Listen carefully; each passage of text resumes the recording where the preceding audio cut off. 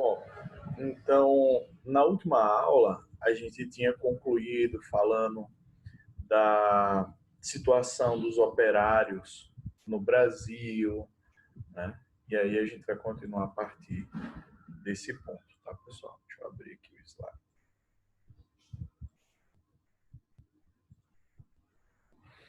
Bom, então a gente tinha falado mais ou menos isso aqui, que eram os aspectos econômicos, a economia na Primeira República, como ela começa um processo de transferência, digamos assim, no Brasil.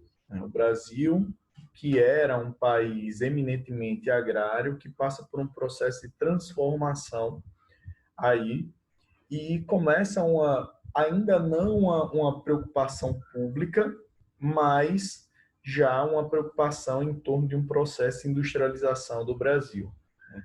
Para que não se dependesse apenas da, da agricultura, né? Dos setores agrícolas e tal. Bom, falando sobre a situação dos operários, como a situação dos operários era precária no Brasil durante esse período, é um período que o Brasil está nessa fase aí de transição, né, como eu disse a vocês. Então, é basicamente o início da industrialização do Brasil. A gente teve ali no século XIX ainda com Mauá, mas foi uma coisa assim, se comparada, incipiente. Então, assim, foi mínimo o que aconteceu ali, né? Então, a gente considera mesmo o processo de industrialização do Brasil a partir aí de 1910, 1920, e vira uma política pública, ou seja, uma preocupação do Estado só a partir de Vargas, né? E aí esse contexto a gente já viu. Isso serve para reforçar aquela tese, aquela ideia que eu já levantei para vocês, que eu já comentei com vocês, né? Que foi, que se chama também, na verdade, de República dos Excluídos, esse período, tá? E por que República dos Excluídos? Porque a gente tem uma grande parte da população marginalizada socialmente, marginalizada politicamente, enfim. Então, essa galera também vai ser excluída. Em virtude disso, nós teremos no Brasil a eclosão de movimentos, a gente chama de movimentos urbanos e de movimentos agrários, tá? Que a gente passa a ver agora, tá bom? Estou preocupado só com isso aí, a quantidade de pessoas que a gente tem hoje. Bom, então, ali no período republicano, o primeiro movimento social e tal, que a gente vai ter urbano, foi a revolta da vacina. Então, é o início do século XX, né, 1904, e o Brasil está passando por uma série de transformações, em especial a capital do Brasil, que era, à época, o Rio de Janeiro, né, o Distrito Federal. E isso muito em virtude de quê? Havia uma quantidade enorme de pessoas que migravam para o Rio de Janeiro, de outras partes do Brasil, por ser a capital federal, acabava sendo essa porta de entrada do país. Então, o fluxo de pessoas lá era gigantesco. Em virtude disso, aí no início do século XX, o Rio de Janeiro ele passa pelo surto de uma série de doenças, leptospirose, peste bubônica, e a principal mácula, a principal doença que arrasava o Rio de Janeiro à época era a varíola. E só um detalhe, viu, pessoal, que a gente fala muito ali durante a Idade Média, né? Ah, peste negra, que é a peste bubônica, né? Que é a peste lá do rato. E assim, ela nunca acabou definitivamente. Hoje é mais raro, né?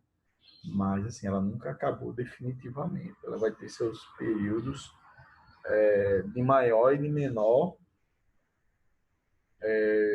não diria exposição, mas de maior ou de menor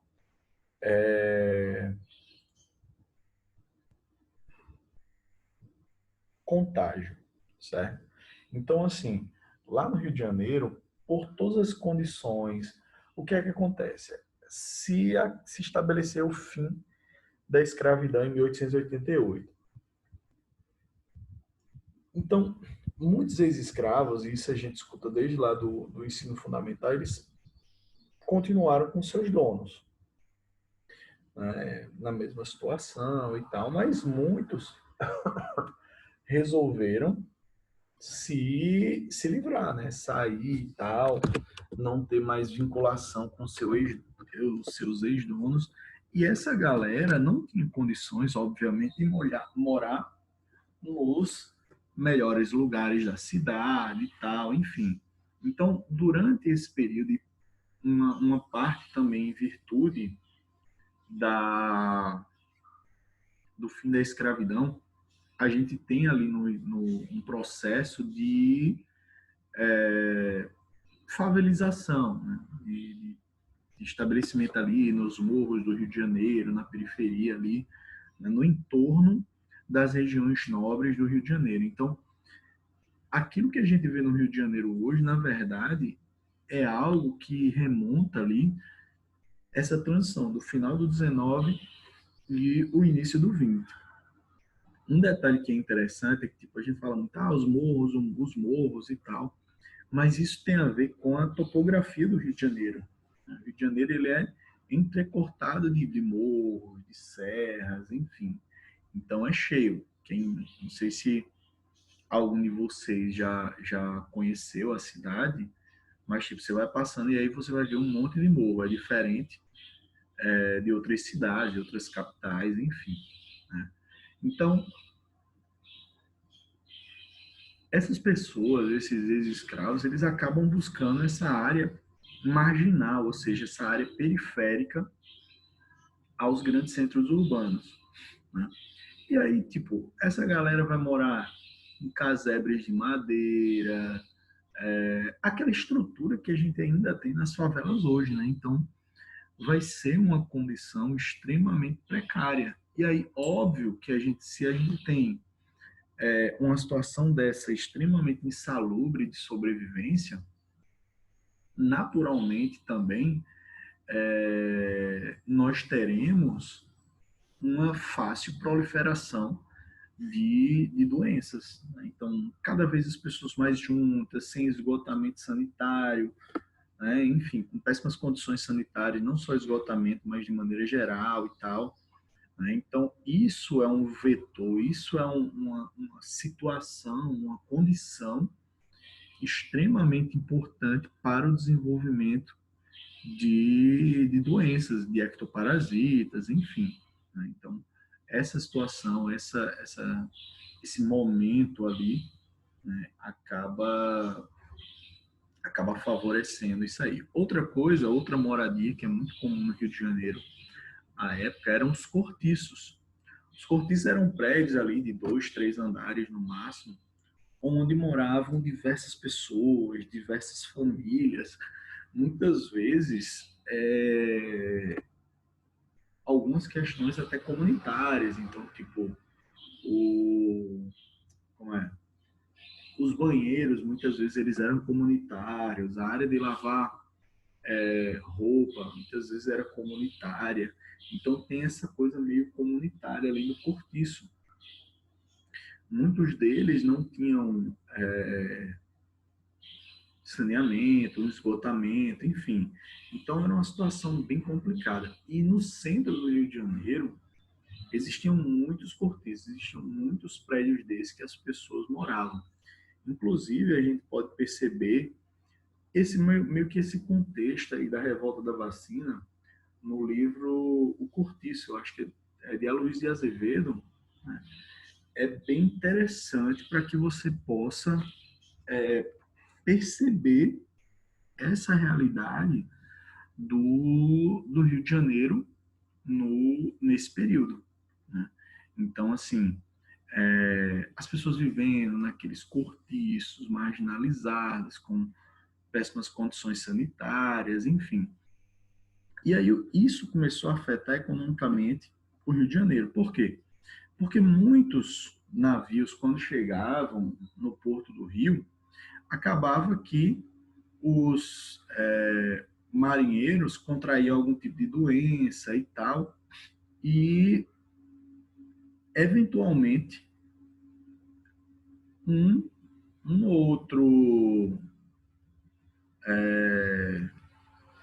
marinheiro morria, né, em virtude das doenças, da varíola, da leptospirose, da peste bubônica.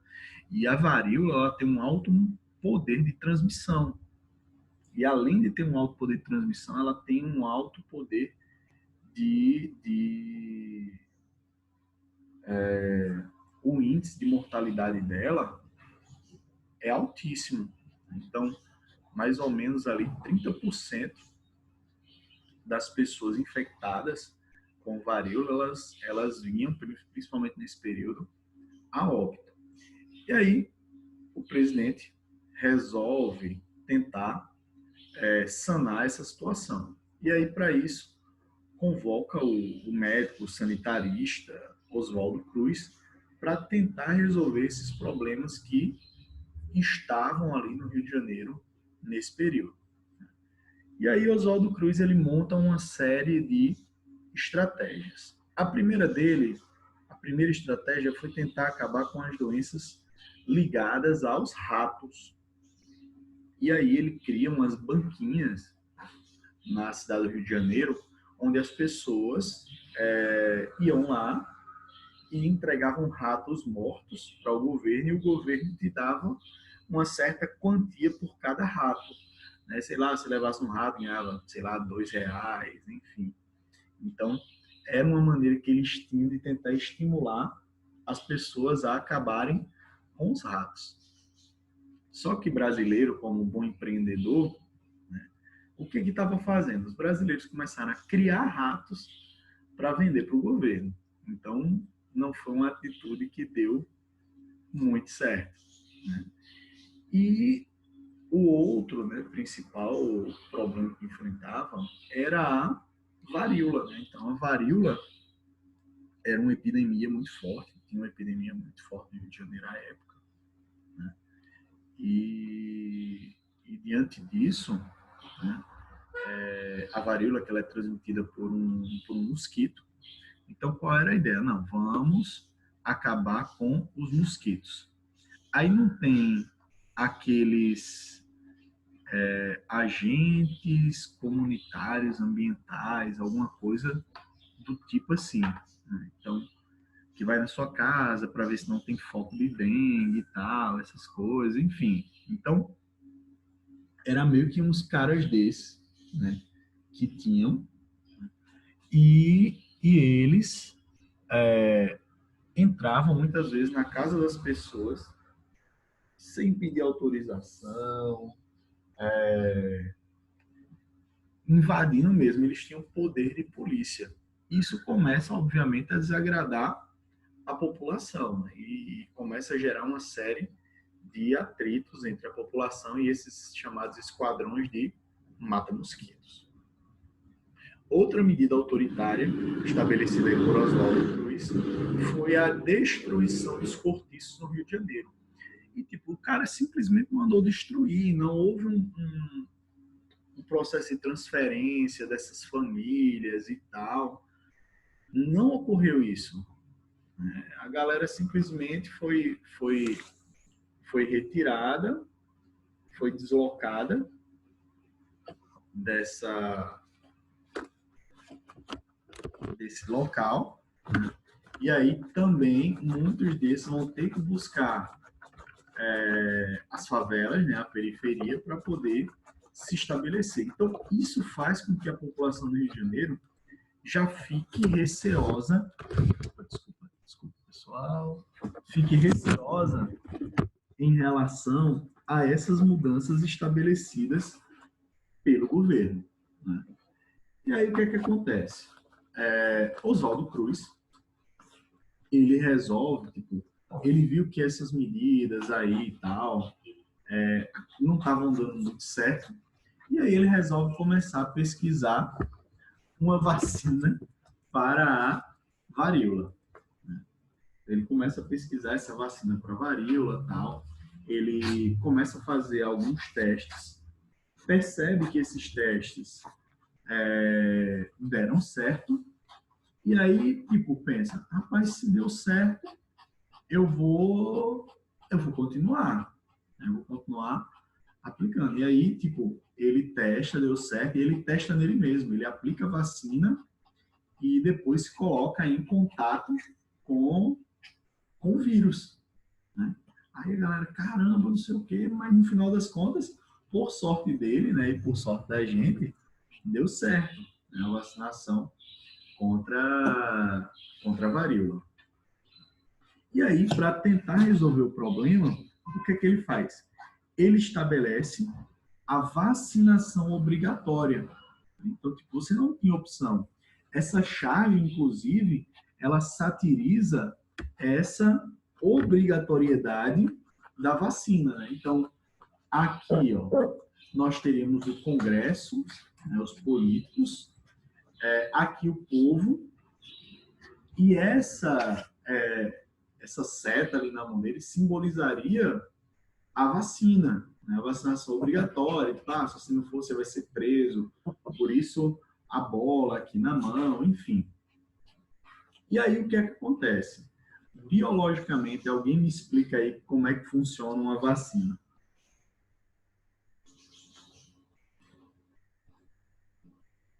Alguém sabe? Biologicamente falando.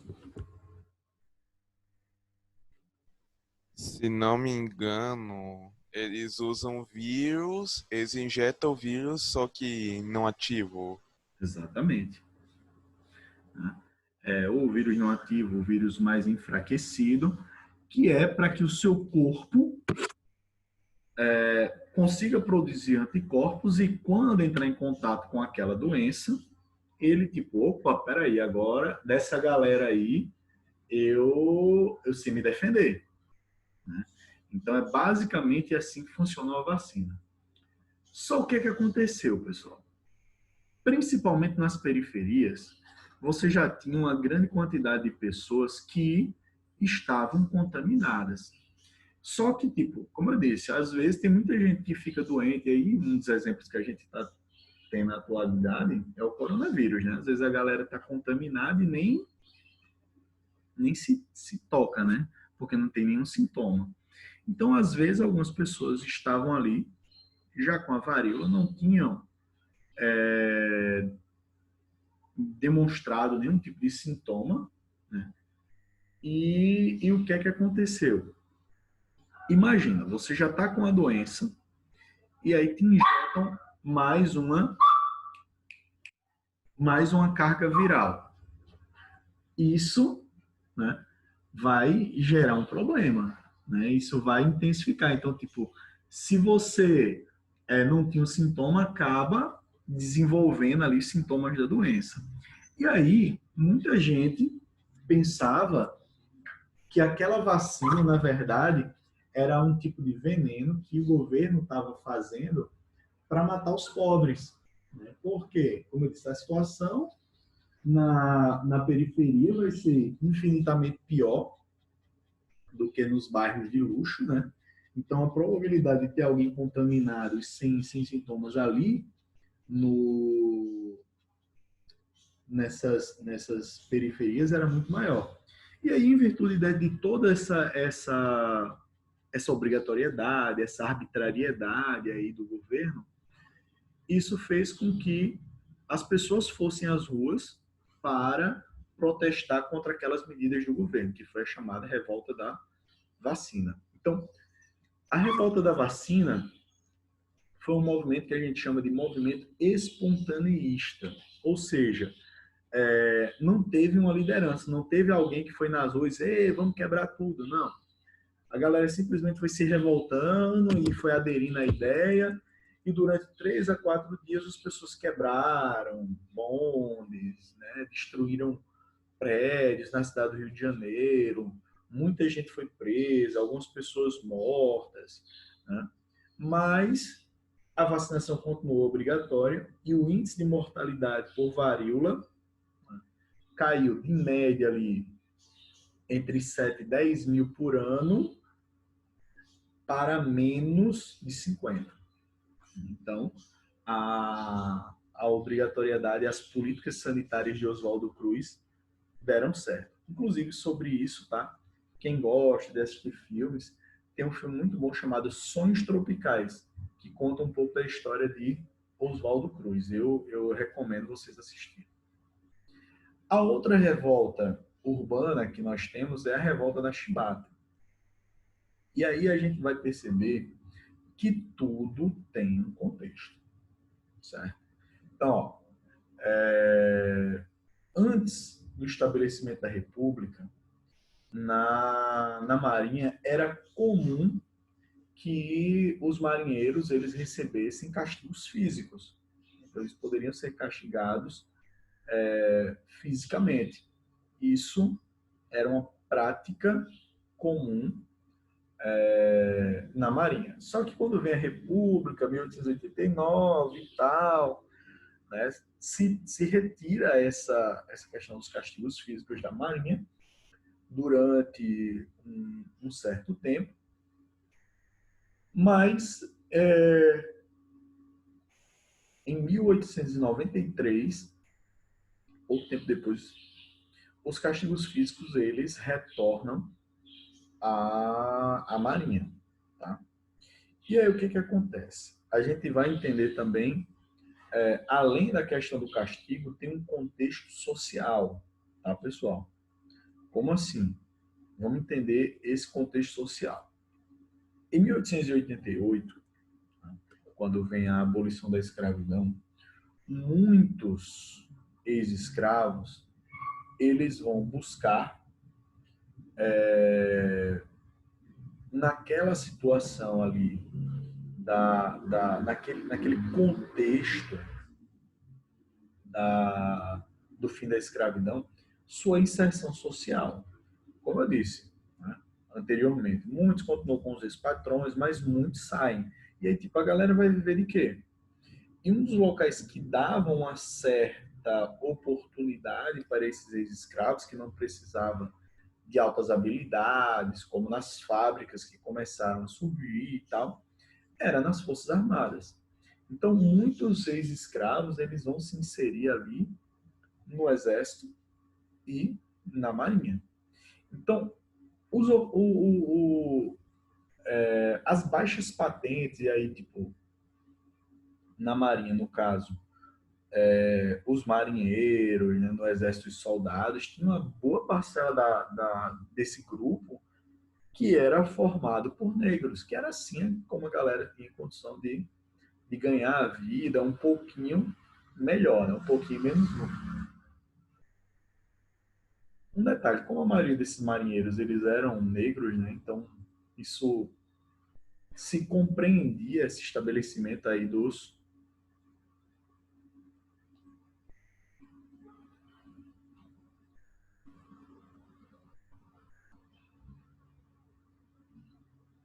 sem problema ali, né?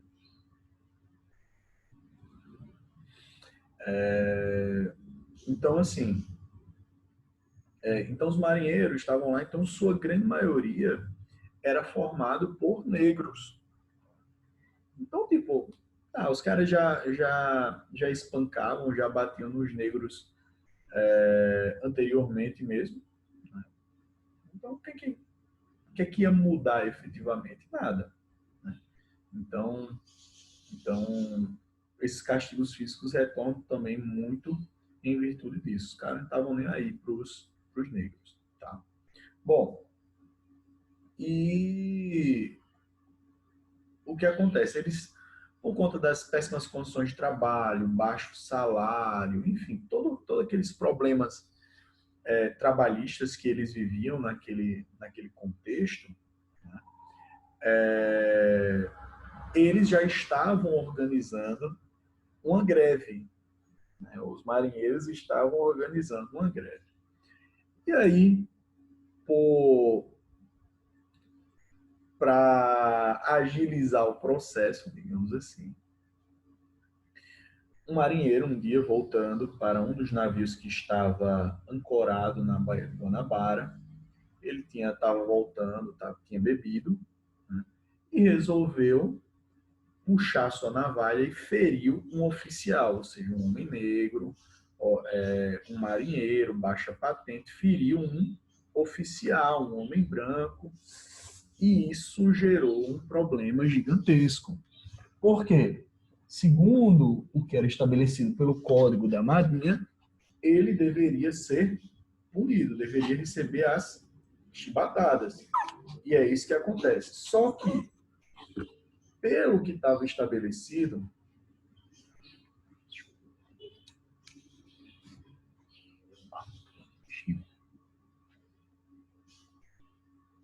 pelo que era estabelecido no Estatuto da Marinha, ele só poderia receber até 10 chibatadas. Só que ele recebe mais de 200. E aí, tipo, era o que os marinheiros precisavam para poder eclodir sua revolta. Eles, os marinheiros, liderados por João Cândido, chamado também de Almirante Negro, eles tomam 3 navios que estão na Baía de Guanabara. Eles tomam 3 navios, certo? Que estão lá. Expulsam todos os oficiais. E aí os oficiais, quando chegam, que vão falar com o presidente, aí diz, não, mas não se preocupe não, aquilo é só um bando de negro, um bando de ex-escravo, não se preocupe não. Quando eles voltam para negociar, os canhões dos 3 navios estavam apontados para a cidade, ameaçando bombardear a cidade. E aí os caras, opa, peraí. E negociam, né? Fazem um acordo com os marinheiros que eles não bombardeavam, né? Eles não atacavam a cidade, e em contrapartida, tá? Eles não atacavam a cidade, em contrapartida, os castigos físicos seriam extintos da Marinha, eles melhorariam os salários, as condições de trabalho, né? E eles seriam anistiados. Uma grande parte dos presos foi anistiado, mas o líder do movimento, o João Cândido, tá? Ele foi preso, né? E foi colocado no manicômio judicial, onde permaneceu até em 1969. E aí, como uma reparação, em 2000 e pouco, fizeram uma estátua para ele na Praça 15, lá no Rio de Janeiro, que é a praça onde sai a Estação das Barcas, lá no centro do Rio de Janeiro. Então, sai as barcas para Niterói, para ter uma ilhazinha lá que eu esqueci o nome. Aí tem uma estátua com o nome de João Cândido, né, que foi durante muito tempo marginalizado e excluído aí. Tá? Então, ó, né, foram os movimentos urbanos. E falando um pouquinho dos movimentos do campo, tá? Então, assim, se na cidade existiam pessoas excluídas, no campo é que a coisa pegava fogo, é que as pessoas eram marginalizadas, enfim. E aí hoje a gente vai falar sobre o cangaço e na próxima semana a gente continua a parte de Canudos. Mas, enfim, o que acontece? Ali nos anos 1890, de 1891 até 1896, o Nordeste ele passa por uma grande seca, né? Então, assim, a gente sabe que o nordestino, em especial, em grande parte, ele vive, principalmente ali no final do século XIX, e século XX, ele vivia basicamente da agricultura. Então, se não chovia, os caras não produziam, né? E aí, o que é que acontece? Alguns desses, desses sertanejos, eles começam a se organizar em bandos e meio que virar uma espécie de mercenários. O que é interessante é que, tipo, o cangaço, durante muito tempo, ele foi colocado como uma espécie de Robin Hood e tal, aquela coisa de roubar dos ricos e dar para os pobres. E acontecia isso, eventualmente, mas era a prática comum deles? Não, na verdade, os caras estavam muito mais para mercenários. Então, eles vendiam a força de trabalho deles. Qual era a força de trabalho deles? Era matar pessoas. Então, eles iam lá e, tipo, a gente não falou das questões políticas, então tem o coronelismo e tal, toda a situação, né, das disputas entre os coronéis e tal. Então, em virtude disso,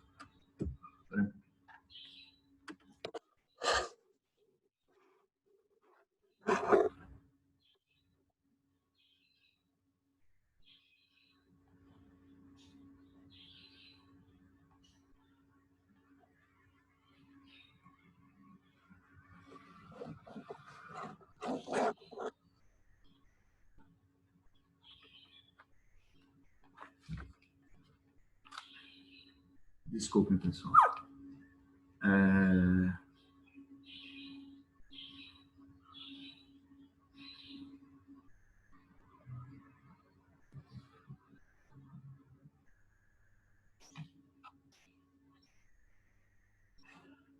Então, eles acabavam, né, mudando e tal, então servindo assim como uma espécie, né, de